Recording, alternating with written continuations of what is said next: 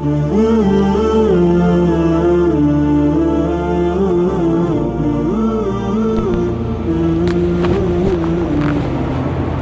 الله الرحمن الرحيم.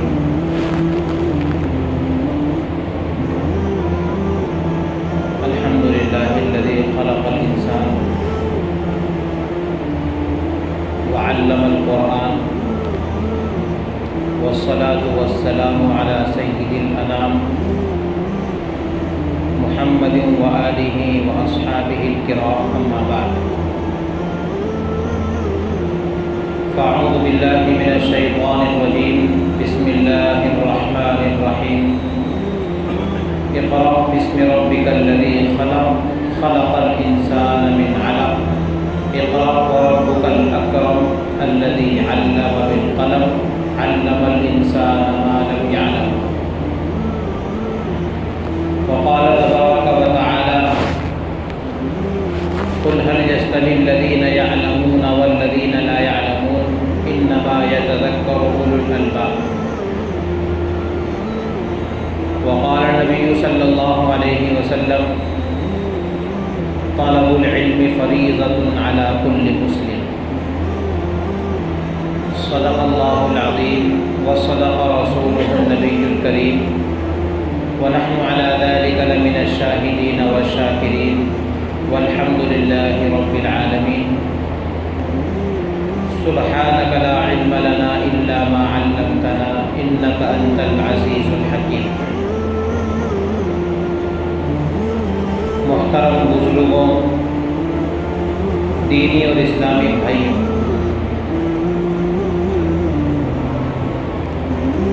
اللہ تعالیٰ اپنے کلام الہی میں ان موقع پر ارشاد فرماتا ہے: یا ایھا الذین آمنوا قوا انفسکم واہلیکم نارا. اے ایمان والو، اپنے آپ کو اور اپنے اہل و عیال کو جہنم کی آگ سے بچاؤ. اور یہ بات بھی ہمارے علم میں ہے کہ جس چیز سے بچنا ہو یا جس کو حاصل کرنا ہو اس کا علم ہونا ضروری ہے. جہنم سے بچنے کا ہم کو حکم ہے، لیکن جہنم کیا ہے اس کا علم ہونا بھی ضروری ہے. جہنم سے کیسے بچنا ہے اس کا علم ہونا بھی ضروری ہے. دوسرے موقع پر اللہ تعالیٰ ارشاد فرماتا ہے: وَسَارِعُوا إِلَىٰ مَغْفِرَةٍ مِّن رَّبِّكُمْ وَجَنَّةٍ عَرْضُهَا السَّمَاوَاتُ وَالْأَرْضُ. جنت کی طرف لپکو جس کی چوڑائی آسمان و زمین سے بھی کہیں زیادہ ہے. تو جنت کی طرف لپکنے کا حکم ہمیں معلوم ہوا، لیکن کیسے لپکنا ہے، کیسے جنت کی طرف دوڑنا ہے، کیسے مغفرت کی طرف چل کر کے جانا ہے، اس کا علم ہونا بھی ضروری ہے. پتہ چلا کسی بھی چیز کو حاصل کرنے کے لیے یا اس کے نقصان، ضرر اور مضرت سے اپنے آپ کو بچانے کے لیے اس چیز کا علم ہونا ضروری ہے. بلا علم کے، بلا فہم کے نہ تو انسان اپنے آپ کو مضرتوں سے بچا سکتا ہے، نہ ہی خیر اور بھلائی تک اپنے آپ کو پہنچا سکتا ہے. تو اللہ تعالیٰ نے اپنے کلام میں جو فرمایا کہ قوا انفسکم واہلیکم نارا، اے ایمان والو، اپنے آپ کو بھی اور اپنے اہل و عیال کو بھی جہنم کی آگ سے بچاؤ. انسان پر اللہ تعالیٰ نے طرح طرح کی ذمہ داریاں لاگو کی ہیں، عائد کی ہیں، اس کو ذمہ داریاں سونپی ہیں.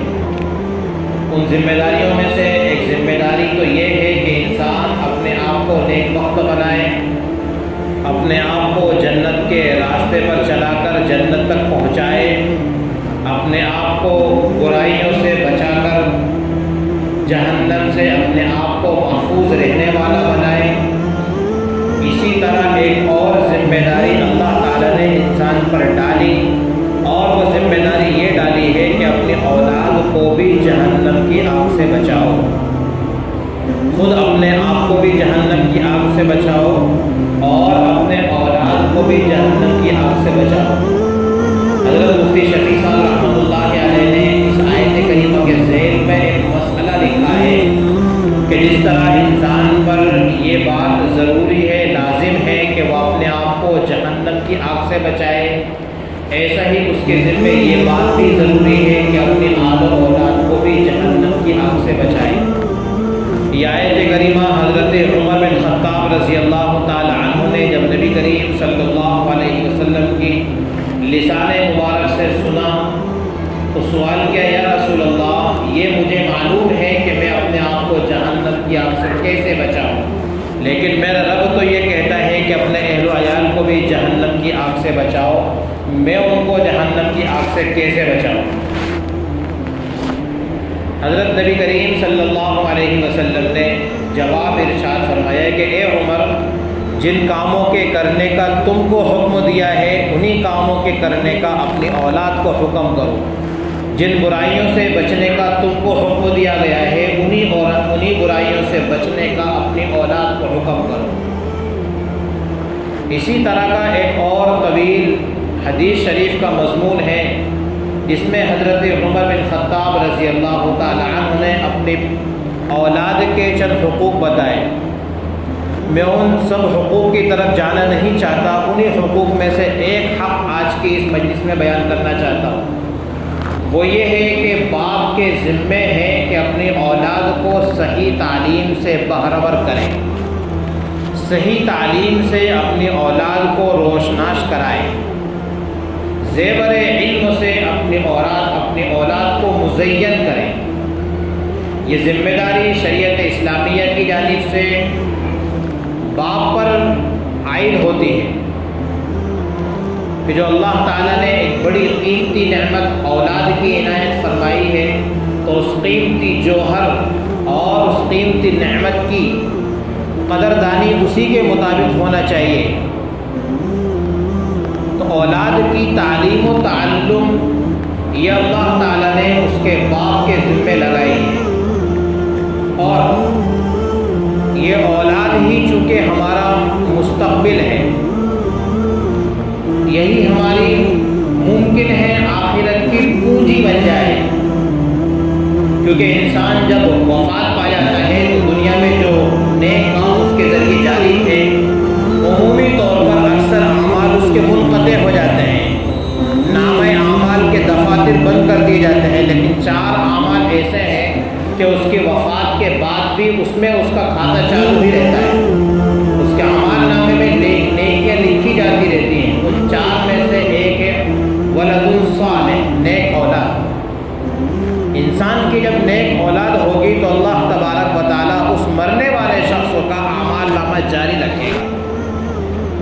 وہ اس طرح سے کہ ایک چھوٹی سی مثال ہے کہ جب باپ نے اپنی اولاد کو صحیح تعلیم دی اور اس اولاد نے قرآن کریم کو سمجھا اور قرآن کریم کو سمجھتے سمجھتے جب 12-15 تک پہنچا اور اس نے یہ پڑھا کہ میرا رب مجھے کہتا ہے رب ارحمہما کما ربیانی صغیرا، اور یہ دعا میرا رب مجھے کہتا ہے کہ اپنے والدین کے لیے مانگ، جب وہ ہر نماز کے بعد 5 وقتہ نماز کے بعد اپنے والدین کے لیے رب کے سامنے ہاتھ اٹھائے گا اور کہے گا رب ارحمہما کما ربیانی صغیرا، ایک دن میں 5 مرتبہ اگر یہ بیٹا اپنے والد کے لیے کہتا ہے، کبھی تو اللہ تبارک و تعالیٰ کو اس کی یہ زبان پسند آئے گی، اور کبھی تو اللہ تبارک و تعالیٰ اس بندے کی پکار سنے گا اور اس کے باپ کی مغفرت فرما دے گا۔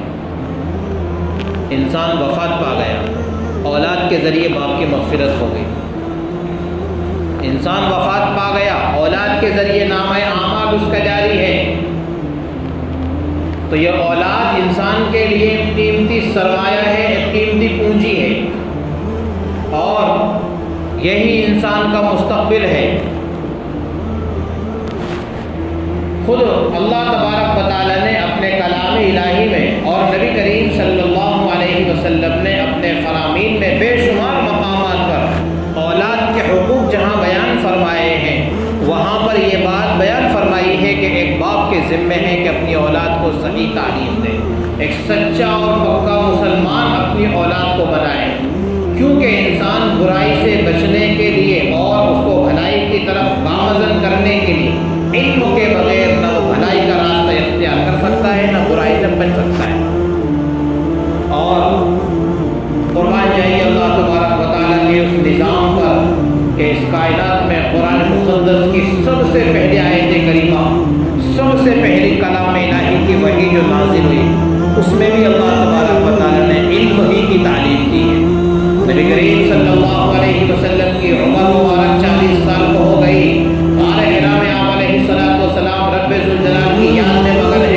فرشتہ جبرائیل تشریف لاتے ہیں اور نبی علیہ السلام سے کہتے ہیں پڑھیے. کیا پڑھنے کو کہا؟ پڑھو اپنے رب کے نام سے. اقرأ بسم ربک الذی خلق خلق الانسان من علق اقرأ وربک الاکرم الذی علم بالقلم علم الانسان ما لم یعلم. نہ نماز کا پہلا حکم آیا، نہ زکوٰۃ کا پہلا حکم آیا، نہ روزے کا پہلا حکم آیا. سب سے پہلا حکم اگر قرآن مقدس کا کوئی آیا تو وہ کون سا آیا؟ اقرأ، پڑھو، تعلیم حاصل کرو.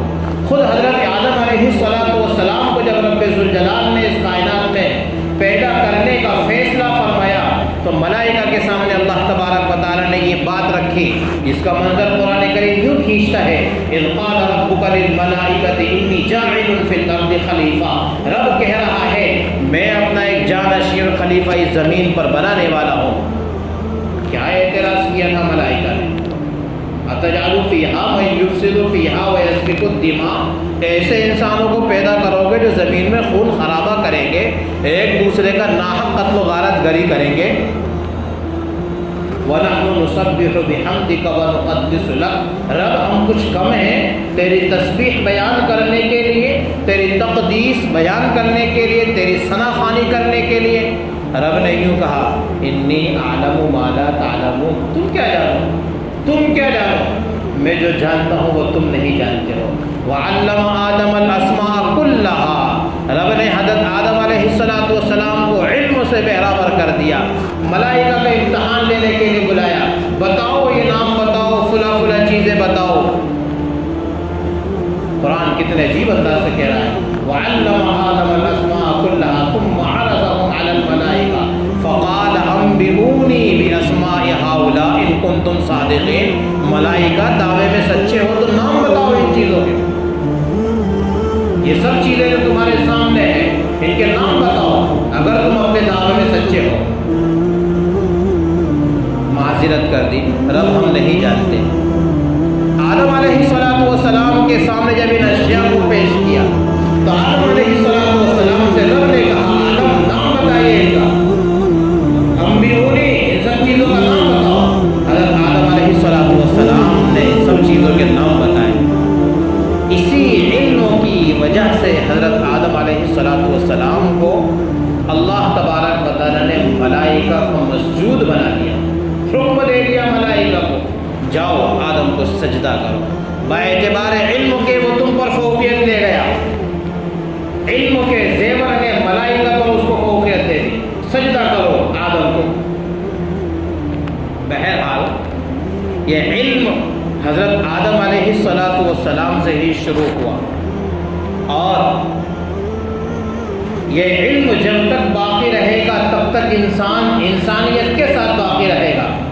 چونکہ نہ مال انسان کو انسان بناتا ہے، نہ جائیداد انسان کو انسان بناتی ہے، بلکہ اور آگے کہہ دیتا ہوں کہ مال و دولت کی کثرت تو انسان میں حیوانیت پیدا کرتی ہے. علم کے بغیر اگر ہے تو، دینداری کے بغیر اگر ہے تو، دینداری کے بغیر، علم کے بغیر نرا مال تو انسان میں حیوانیت پیدا کرتا ہے، انسانیت پیدا نہیں کر سکتا. انسان میں انسانیت کون پیدا کرے گا؟ انسان میں انسانیت پیدا کرے گا علم. چھوٹی سی مثال، کسی سیریس مریض کو کبھی کسی بڑے ہاسپٹل میں لے جاتے ہیں. چھوٹی سی مثال دنیا کی، سیریس مریض ہے، تتکال ٹریٹمنٹ کی ضرورت ہے، ابھی آکسیجن نہیں دیا گیا تو روح نکل جائے گی بظاہر دنیا کے اسباب تک، لیکن جب اس کو ایڈمٹ کرتے ہیں تو ہاسپٹل والے قبول ہی نہیں کرتے ہیں. پہلے اتنی فیس جمع کراؤ، پہلے یہ ڈاکومنٹ جمع کراؤ. نری مال کی چاہت نے حیوانیت پیدا کر دی. انسان سے اس مرنے والے انسان کی انسانیت کو ختم کر دیا، ہمدردی کو ختم کر دیا. تو نرا مال تو انسان میں حیوانیت پیدا کرتا ہے. علم، صحیح رہنمائی، دین کی صحیح طلب، صحیح سمجھ اگر کسی انسان کو ہوگی وہ انسانیت پیدا کرے گی. رمضان کے بعد کا جو وقت ہوا کرتا ہے یہ وقت مدارس اسلامیہ کے اوپن ہونے کا، کھلنے کا ہوا کرتا ہے، مکاتب قرآنیہ کے شروع ہونے کا ہوتا ہے. لیکن ہم لوگ اپنی مصروفیات میں اتنے مگن ہوتے ہیں، بڑی معذرت کے ساتھ اتنے مگن ہوتے ہیں کہ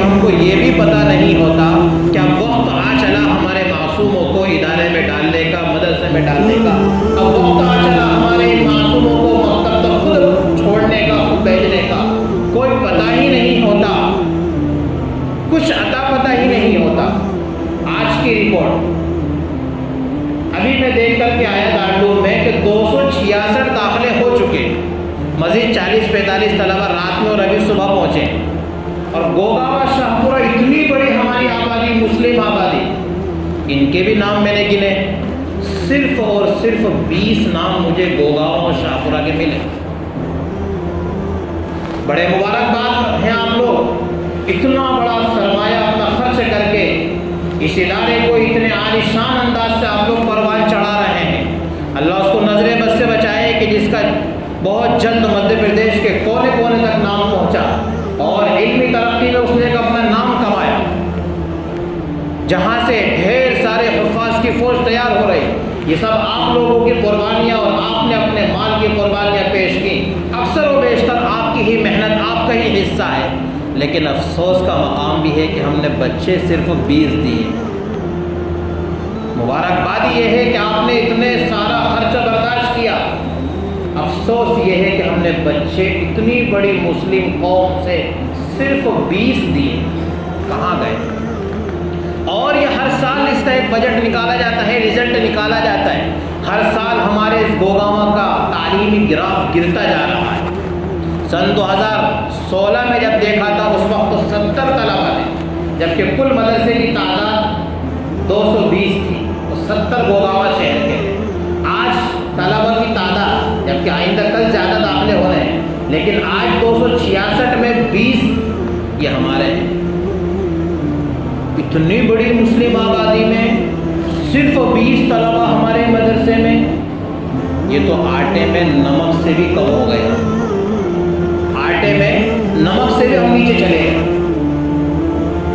میرے بھائیوں، حضرت مولانا علی کے نذیر صاحب رحمۃ اللہ علیہ فرمایا کرتے تھے، یہ امت اگر تعلیم سے دور رہی، اپنی نسلوں کو اگر تعلیم سے انہوں نے دور رکھا، تو یہ کہنے کا وہ کل کو تمہارے پاس موقع رہے گا کہ تاج محل ہمارے دادا نے بنایا، لال قلعہ ہمارے پروجوں نے بنایا، اور قطب مینار ہم نے کھڑا کیا، سب ہم کہہ سکتے ہیں، لیکن اس وقت ہمارا کوئی پرسان حال نہیں ہوگا، جیسا کہ ہو چکا ہے، جیسا کہ ہو چکا ہے۔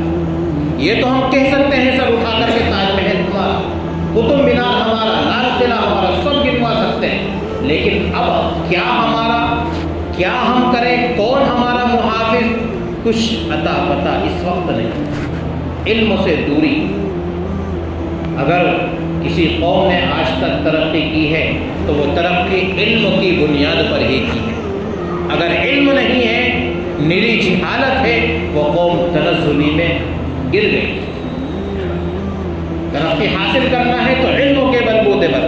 میں یہ نہیں کہتا کہ سب کو مفتی بناؤ، میں یہ بھی نہیں کہتا کہ سب کو عالم، سب کو حافظ بناؤ، یہ کہتا ہوں کہ سب کو پکا مسلمان بناؤ۔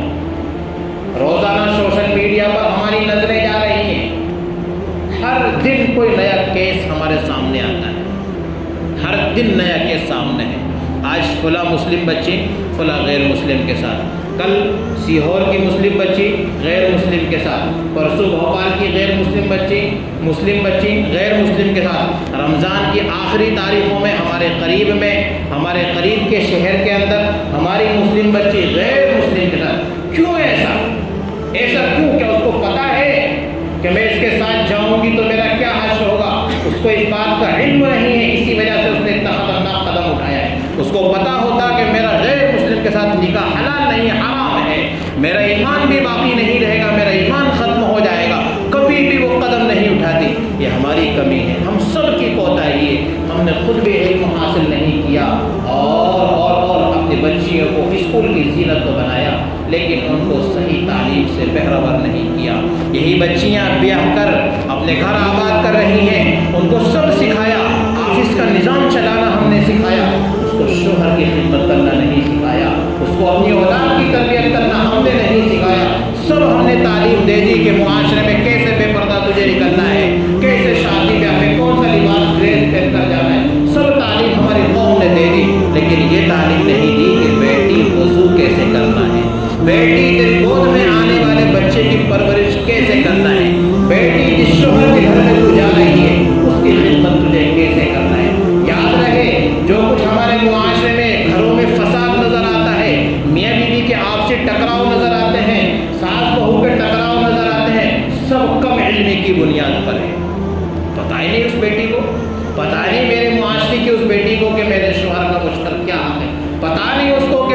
خاص میری ماں کے برابر، اس کو پتہ ہی نہیں۔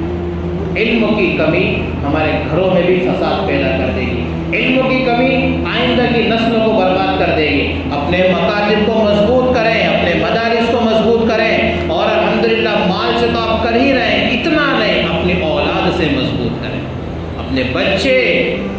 میں نے ابھی کہا ضروری نہیں کہ آپ اس کو مفتی بنائیں، اور یہ بھی ضروری نہیں کوئی مفتی بن جائے تو اس کو مدرسے میں بیٹھ کر پڑھانا ضروری ہے، یا مسجد کے ممبر پر آ کر اس کو نماز پڑھانا ہی ضروری نہیں، یہ بھی کوئی فرض عین نہیں ہے۔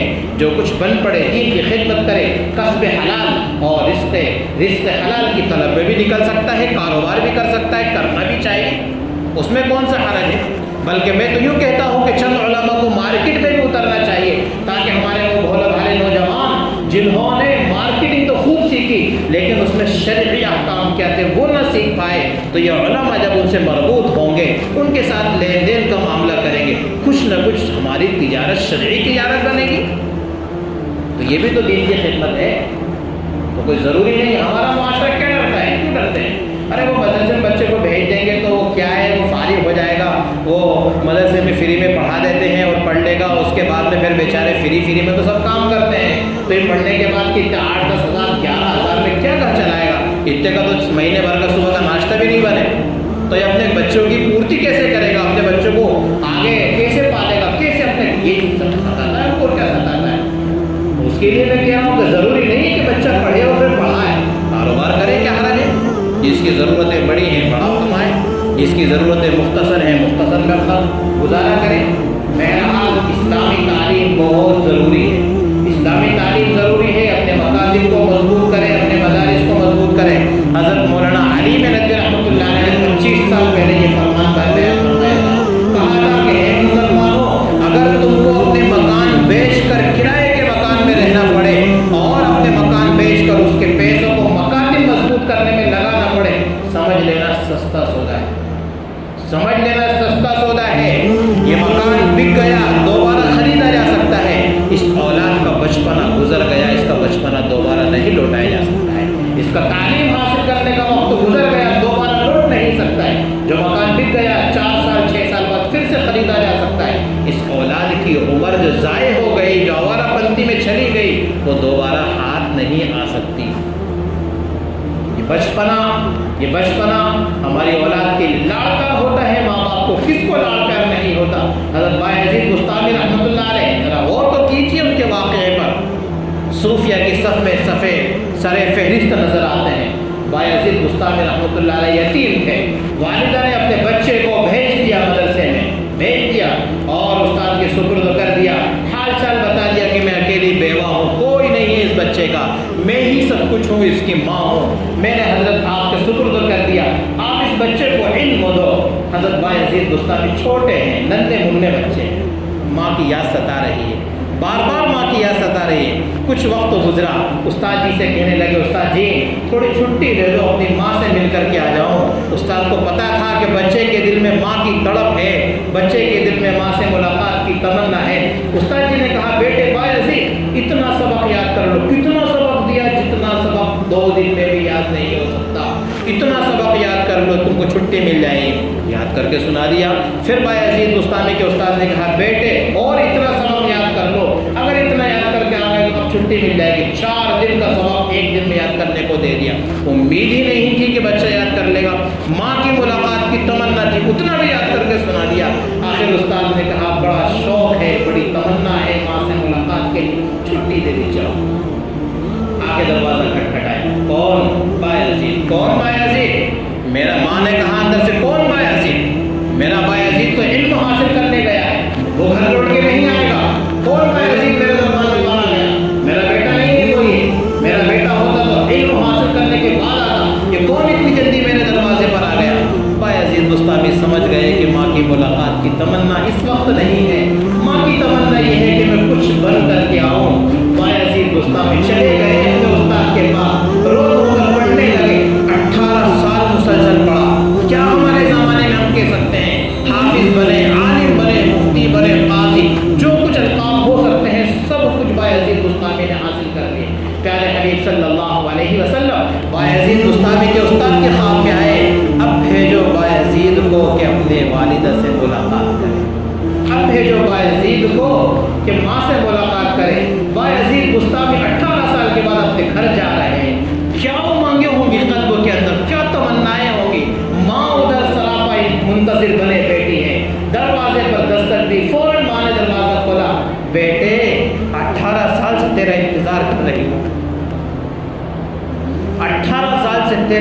میں لقمے گن رہی ہیں. بیٹے 18 سال ہو گئے, صرف اور صرف علم کی طلب کے لیے میں نے تجھے بھیجا تھا. میرا کوئی مقصد نہیں تھا, تیرے سوا میری آس کوئی نہیں ہے, مجھے انسیت پہنچانے والا تیرے سوا کوئی نہیں ہے. میرا بھی قلب گھر میں نہیں لگتا تھا, لیکن پیارے حبیب صلی اللہ علیہ وسلم کے علوم مجھے پسند تھے. مجھے مستقبل کا تجھے ہیرو بنانا تھا, مستقبل کا بڑا عالم دین بنانا تھا, امت کا رہبر تجھے بنانا تھا. بایزید تیری بہت یاد مجھے ستاتی تھی, آج تو آیا, بیٹھ, اب تیرے ساتھ میں پیٹ بھر کر کھانا کھاؤں گے 18 سال کے بعد. کیا قربانی ہم دے سکتے ہیں اپنی اولاد کے؟ ایسے دنیا میں نام روشن نہیں ہوئے, ایسے دنیا میں نام روشن نہیں ہوئے علم کے لیے. اسی لیے تو نبی کریم صلی اللہ علیہ وسلم نے بیان فرمایا, جو بچہ حافظ قرآن ہو جاتا ہے ان کے والدین کے سر پر کل قیامت میں سورج سے بھی زیادہ روشن تاج سجایا جائے گا. اور تو کریں کائے کے لیے سجایا جائے گا؟ محنت بچے نے کی, انعام باپ کو کیوں مل رہا ہے؟ اور کا مقام ہے. محنت بچہ کر رہا ہے, رات دن وہ پڑھ رہا ہے, ٹھنڈی کی راتوں میں وہ صبح میں ٹھنڈے پانی سے وضو کر رہا ہے, گرمی کے دنوں میں گرم پانی پی کر اپنا گزارا کر رہا ہے, روکھا سوکھا جیسا آیا کھایا اپنا وقت گزارا, رات دن محنت میں لگا ہے. انعام باپ کو کیوں مل رہا ہے؟ یہ کل قیامت میں باپ کے سر پر تاج کیوں سجایا جا رہا ہے, ماں کے سر پر کیوں تاج سجایا جا رہا ہے؟ یہی قربانی جو اولاد کی دوری والدین کو ستاتی ہے, اسی قربانی کے نتیجے میں کل قیامت میں رب ذوالجلال ایسا تاج سجائے گا حافظ قرآن کے والدین کے سر پر جو سورج سے بھی زیادہ روشنی پھینک رہا ہو. قربانی تو دینا پڑے گی, قربانی تو دینا پڑے گی. بغیر قربانی کے حاصل مال بغیر محنت کے حاصل ہو سکتا ہے, علم بغیر محنت کے حاصل نہیں ہو سکتا. مال لٹ سکتا ہے, چوری ہو سکتا ہے, گم سکتا ہے, ڈاکے ڈالے جا سکتے ہیں, علم کی چوری بھی نہیں ہوتی. مال کے ذریعے خریدا جا سکتا ہے, یہاں تو آرام کی چیزیں پیسے سے خریدی جا سکتی ہیں, الف با بھی پیسے دے کر نہیں خریدا جا سکتا. نہ یہ خریدا جا سکتا ہے اور نہ یہ بیچا جا سکتا, نہ یہ مارکیٹ میں ملتا ہے. علم یہ وقت ہے ہمارے سال کی ابتدا ہے. دل میں یہ بات آئی کہ پیغام دے دوں ہمارے بھائیوں کو, اپنے بچوں کو اپنا مستقبل سنوارنے کے لیے مدارس اسلامیہ اور مکاتب کے حوالے کرو. اپنا مستقبل, یہ بچے ہمارا مستقبل ہے. ذرا یہ دیکھ کر کے بڑا افسوس ہوا کہ 16 میں جب بچوں کی تعداد مدرسے میں 220 تو گوگاواں شہر کے 70 اور آج 266 کے بیچ میں گوگاواں اور شاہپورہ دونوں جگہ کے کل ملا کر کے 20. یہ افسوس کی بات. کہاں گئے ہمارے بچے, کہاں گئے, کون سے گلی کوچوں میں پھر رہے؟ سے انکار نہیں کہ آپ اسکول نہ پڑھائیں, ہمارا بچہ ڈاکٹر بھی بنے, انجینئر بھی بنے, بنائیے آپ ان کو انجینئر بنائیے, ڈاکٹر بنائیے, بڑا بزنس مین بنائیے, لیکن پہلے سچا پکا مسلمان بنائیے. حضرت مولانا سید ذوالفقار صاحب رحمۃ اللہ علیہ فرمایا کرتے تھے, تعلیم الاسلام کے مکمل حصے 8 حصے چھوٹے چھوٹے سے ہیں, جس کسی بچے نے اگر پڑھ لیے وہ بچہ کبھی مرتد نہیں ہو سکتا. اردو سکھائیے اپنے بچوں, جو ہماری اصل دینی زبان ہے اس ملک کی. اصل تو ہمارا دین عربی زبان میں ہے, لیکن عربی چونکہ ہمارے ملک کی زبان نہیں, ہماری مادری زبان نہیں, اس کو سیکھنا سمجھنا ہمارے لیے دشوار ہے. اردو تو ہم سکھائیں, پورے محلے میں کوئی اردو جاننے والا نہیں. اب شوق اگر دلا دیا جائے کہ دینی کتابیں پڑھیں تو کون سی پڑھیں؟ ہندی کی پڑھیں گے, اور 60% ہندی کتابیں بھائیوں کی ہیں, ہماری نہیں. 60% ہندی کتابیں گڑبڑ ہے, جس میں صحیح مضمون نہیں ملتا, صحیح عقیدہ نہیں ملتا.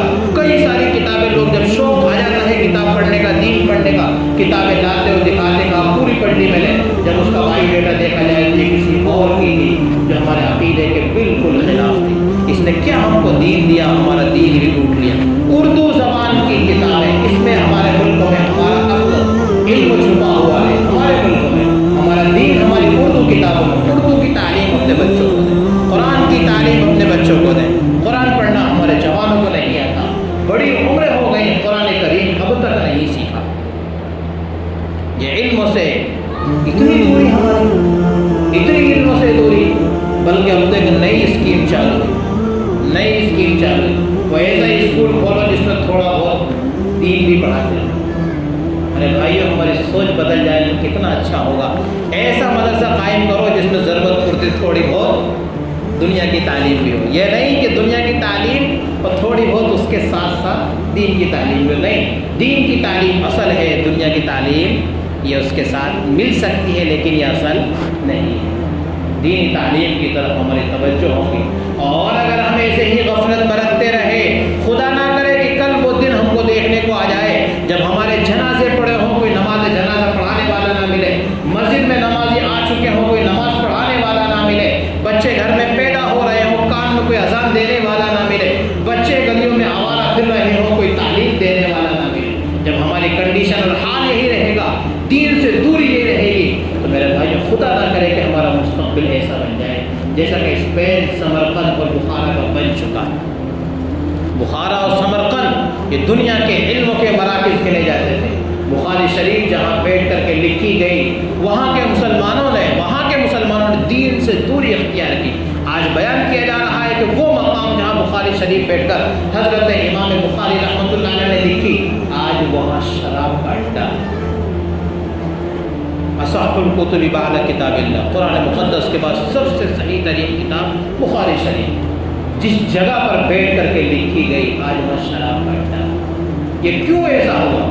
ہم غفلت میں نہ رہیں کہ ہم لوگ ماشاءاللہ دیندار ہیں, ہمارے بچے پڑھ رہے ہیں. نہیں, ہمارا ہر بچہ صحیح مسلمان بنے, پکا عقیدے والا بنے, اس کا عقائد درست ہو, اس کو ضروری مسائل اس کو معلوم ہو. اور کیوں معلوم ہو؟ اس لیے کہ میرے رب کا حکم ہے قوا انفسکم واہلیکم نارا. یہیں سے بات شروع کی تھی کہ ہمارے ذمہ یہ بھی ہے کہ ہم اپنی حفاظت کریں, اپنے آپ کو جہنم کی آگ سے بچائیں, اور یہ بھی ہماری ذمہ داری ہے کہ اپنی اولاد کو بھی ہم جہنم کی آگ سے بچائیں. تو میرے بھائیوں, پوری بات کا خلاصہ یہ ہے کہ یہ وقت سال کی ابتدا کا ہے. ہم اپنے مکاتب کو مضبوط کریں, اپنے مدارس کو مضبوط کریں. جہاں الحمدللہ ہم لوگ بڑا مالی تعاون کرتے ہیں, وہاں پر اپنی نسلوں کو اور اپنی اولاد کو مدارس کا رخ کروائیں, مکاتب کا ان کو رخ کروائیں. اور پھر سے وہی ایک بات دہرا دیتا ہوں جو سارے گزشتہ دہرائی تھی, پھر معذرت کے ساتھ, کوئی بہت بڑی غلطی جو ہم کرتے ہیں وہ نہ کریں. ہمارے پاس بھائی اسی شہر کے ہیں, ہمارے ہی ساتھ اٹھنے بیٹھنے والے, اپنے بچوں کو جو گھر میں شرارت کرتے ہیں, گھر میں ستاتے ہیں, ماں باپ کو حیران و پریشان کرتے ہیں, موبائل کے عادی بن گئے ہیں, اسکول نہیں جانتے, ان بچوں کو مدرسے میں لا کر کے ڈرامہ کرواتے ہیں, مدرسے میں لا کر ان بچوں کو ڈراتے ہیں. کیسے؟ رکھو مولانا اس کو, رکھو زبردستی اس کو مدرسے میں. کیوں رکھو؟ یہ اسکول نہیں جاتا, جلدی بول اسکول جائے گا کل سے, ماں باپ کو ستائے گا تو نہیں, گالیاں تو نہیں دے گا, آوارہ تو نہیں پھرے گا. تو کائے کے لیے ہم مدرسے میں لائے؟ اس کو ڈرانے کے لیے. اتنی چھوٹی بات نہیں ہے, بہت بڑی بات ہے. ڈر اس چیز, نفرت اور ڈر کس کا دلاتے ہیں؟ ڈر اور نفرت کس چیز کا دلاتے ہیں؟ پسندیدہ چیز کا, ان مسجد کا جو اللہ کے گھر ہے, مہمان خانہ رسول کا جو مدرسہ مہمان خانہ رسول ہے, ان کا ہم اپنے بچوں کے دل میں ڈر پیدا کریں کہ ان سے محبت پیدا کریں. بچپن میں جو بات اتر جاتی ہے وہ گھٹی میں اتر جاتی ہے, بچپن میں جو بات سیکھ لی جاتی ہے وہ گھٹی میں اتر جاتی ہے. یہ ڈر مدرسوں سے, نفرت مدرسوں سے ہم اپنے بچوں کو دلا رہے ہیں. اور یہ تو ٹھیک ہے کہ اس اکیلے بچے نے اپنے دل میں مدرسے کی نفرت اتاری باپ کے ذریعے, کہ باپ نے مدرسے میں ڈرایا اور مدرسے میں ڈرانے کے لیے اپنے بچے کو لے کر گیا. موجود چھوٹے چھوٹے 100 بچے جب یہ منظر اور ناٹک دیکھتے ہیں, وہ بھی دیکھ کے رونے لگتے ہیں. ارے باپ کیا ہوتا ہوگا, دیکھو بچہ کیسا بل بلا رہا ہے, کیسا رو رہا ہے, یا لینے کو تیار نہیں, بھاگ رہا ہے ہاتھ سے چھوٹ کر, یہاں تو پتہ نہیں کتنا مارتے ہوں کہ کیا ہوتا ہوگا. ان کے دل اندر سے اکھڑنا چالو ہو جاتے ہیں. الحمدللہ سال گزشتہ کہنے کے نتیجے میں بہت کنٹرول ہوا, لیکن ابھی بھی 2-4 دن پہلے بھی ایک صاحب لے کر آئے تھے, اور ابھی سال کی ابتدا ہے. تو میرے بھائیوں کرم فرمائیں کہ اس قسم کے بچوں کو ڈرانے کے لیے مدرسے نہ لائیں, اس سے ان کے دل میں بھی نفرت پیدا ہوگی, اور جو موجود بچے ہیں ان کے دل میں بھی تعلیم